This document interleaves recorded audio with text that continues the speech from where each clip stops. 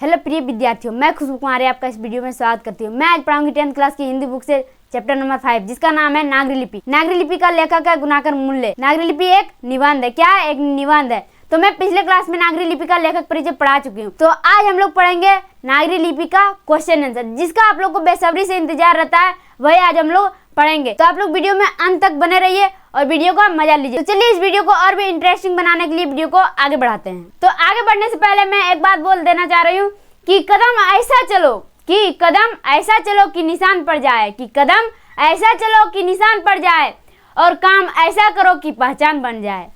तो आज हम लोग पढ़ रहे हैं चैप्टर नंबर 5। कौन सा चैप्टर पढ़ रहे हैं? चैप्टर नंबर 5, जिसका नाम है नागरी लिपि। जिसका नाम क्या है? नागरी लिपि। नागरी लिपि के लेखक का नाम क्या है? गुणाकर मूल्य। कौन है? गुणाकर मूल्य। और नागरी लिपि क्या है? एक निबंध है। नागरी लिपि क्या है? एक निबंध। तो चलिए आगे बढ़ते हैं और इसका क्वेश्चन आंसर जानते हैं। तो पहला क्वेश्चन है, लेखक ने क्या है? लेखक ने किन भारतीय लिपियों से देवनागरी का संबंध बताया है? लेखक क्या बोला है? लेखक ने किन भारतीय लिपियों से देवनागरी लिपि का संबंध बताया है। तो चलिए इसका आंसर जानते हैं। इसका आंसर है लेखक ने बंगाली लिपि, नंदी लिपि, नागरी लिपि, ब्राह्मी लिपि इत्यादि का संबंध देवनागरी लिपियों से बताया है।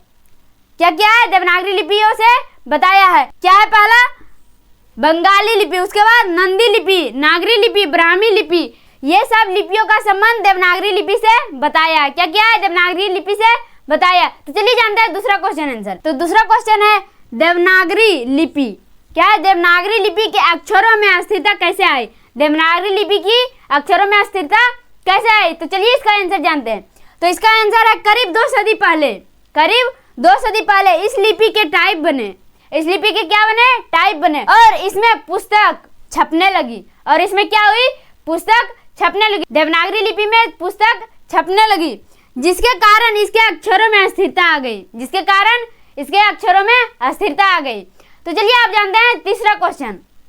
तीसरा क्वेश्चन है, देवनागरी लिपि में क्या है? देवनागरी लिपि में कौन कौन सी भाषाएं लिखी जाती है? अब पूछा गया है देवनागरी लिपि में कौन कौन सी भाषाएं लिखी जाती है। तो चलिए जानते हैं इसका आंसर। तो इसका उत्तर है, देवनागरी लिपि में क्या है? देवनागरी लिपि में हिंदी, संस्कृत, मराठी, नेपाली इत्यादि भाषाएं लिखी जाती है। कौन कौन सी भाषाएं लिखी जाती है? हिंदी, संस्कृत, मराठी, नेपाली। यह क्वेश्चन ऑब्जेक्टिव में भी पूछा जाएगा। पूछेगा कि देवनागरी लिपि में कौन कौन सी भाषाएं लिखी जाती है। देवनागरी लिपि में कौन कौन सी भाषाएं लिखी जाती है। आप लोगों को 4 ऑप्शन देगा, ये चारों भाषाएं दे देगा। अब बोलेगा कौन सी भाषाएं लिखी जाती है देवनागरी लिपि में। तो आप लोग को याद नहीं रहेगा तो आप लोग आंसर नहीं दे पाइएगा। तो आप लोग याद कर लीजिएगा, हिंदी, संस्कृत, मराठी और नेपाली। कौन? हिंदी, संस्कृत, नेपाली और मराठी, ये 4 भाषाएं लिखी जाती है देवनागरी लिपि में। तो आप लोग को समझ आ रहा है या नहीं आ रहा है, आप लोग कमेंट कीजिए। तो चलिए बढ़ते हैं आगे। तो चलिए अब जानते हैं चौथा प्रश्न उत्तर।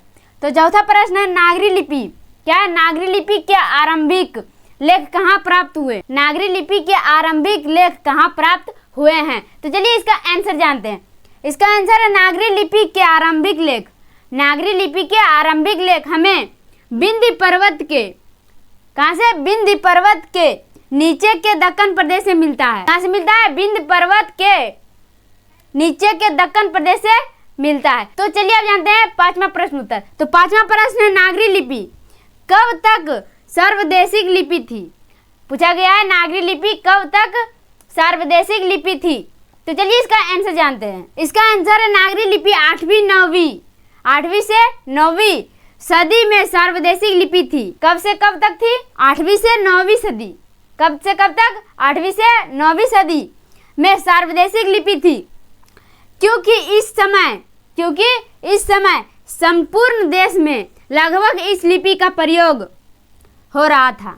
क्योंकि इस समय संपूर्ण देश में लगभग इस लिपि का प्रयोग हो रहा था। तो चलिए अब जानते हैं छठा प्रश्न उत्तर।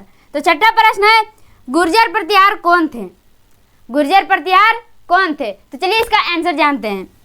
इसका आंसर है, गुर्जर प्रतिहार भारत के बाहर से आए थे। कहाँ से आए थे? भारत के बाहर से आए थे, जो 8वीं सदी से पहले हैं अवंती प्रदेश में अपना शासन खड़ा कर लिया था। क्या किया था, अवंती प्रदेश में अपना शासन खड़ा कर लिया था, यानी कि ये बहुत ही गंदे व्यक्ति थे। उसके बाद है बाद में उन्होंने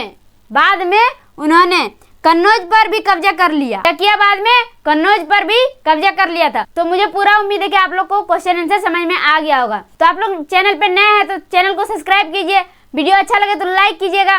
तो चलिए मिलते हैं अगले क्लास में, धन्यवाद, बाय।